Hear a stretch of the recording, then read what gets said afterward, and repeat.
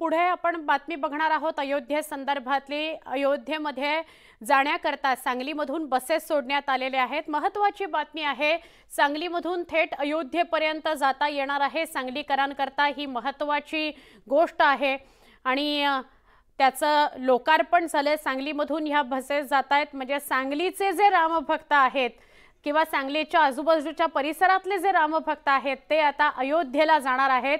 श्रीरामाचं दर्शन घेण्यासाठी ही बस अयोध्येला रवाना झाली, त्याची दृश्य आपण बघतोय।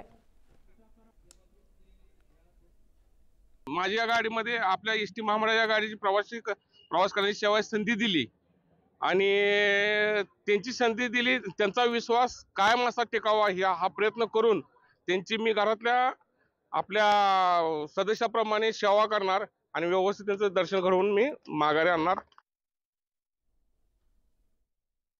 आमच्या गाडीमध्ये साधारण 44 प्रवासी आहेत।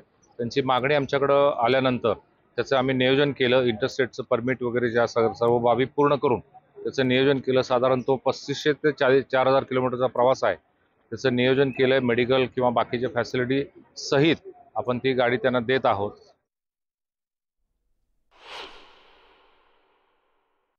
अयोध्येत जर असले तर ते आमच्या मनात आहेत, आमच्या ध्यानात आहेत आणि आम्ही इतक्या उत्साहाने त्यांच्याकडे चाललोय की ती आम्ही एका शब्दात सांगू शकत नाही। आणि राम प्रभूचं नाव घेतलं की इतका आनंद होतोय की एक मुलगी आपल्या आई वडिलापासून जाताना कसं डोळ्यातलं पाणी काढतात ना, तशी आमची खूप इच्छा आहे त्यांना भेटायची।